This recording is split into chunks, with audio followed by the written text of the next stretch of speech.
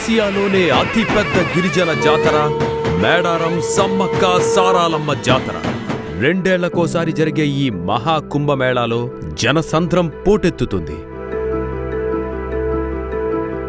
మొక్కులు తీర్చుకునే భక్తకోటి జంపన్న వాగులో పుణ్యస్నానాలు ఆచరించి తమ కష్టాలను కడిగేసుకోవాలనొచ్చే కోట్లాది మంది జనం.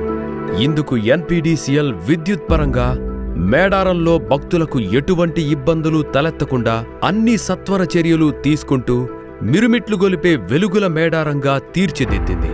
నిరంతర విద్యుత్ సరఫరా అందించడానికి ఈ సంవత్సరంలో దాదాపు 16 కోట్ల వ్యయంతో శాశ్వత ప్రాతిపదికన మొట్టమొదటిసారిగా కవర్డ్ కండక్టర్ ఏర్పాటు, 11 kV 26 కిలోమీటర్లు, 33 kV 11 కిలోమీటర్లు పూర్తి చేసింది.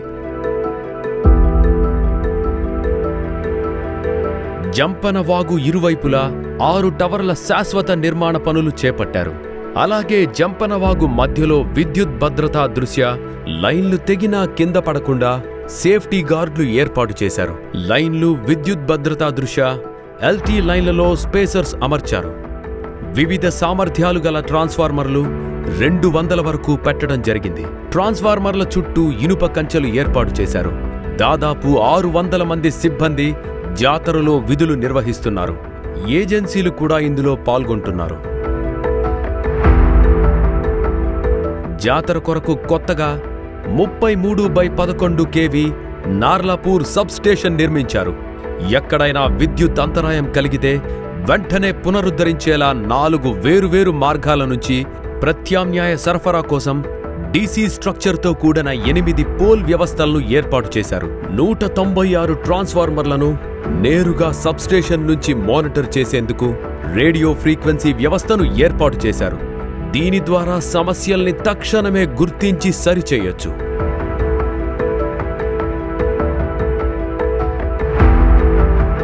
నాలుగు సబ్స్టేషన్లు 33/11 kV మేడారం, కొత్తూరు, తాడ్వాయ్, నార్లాపూర్ నుండి విద్యుత్ సరఫరా అందిస్తున్నారు.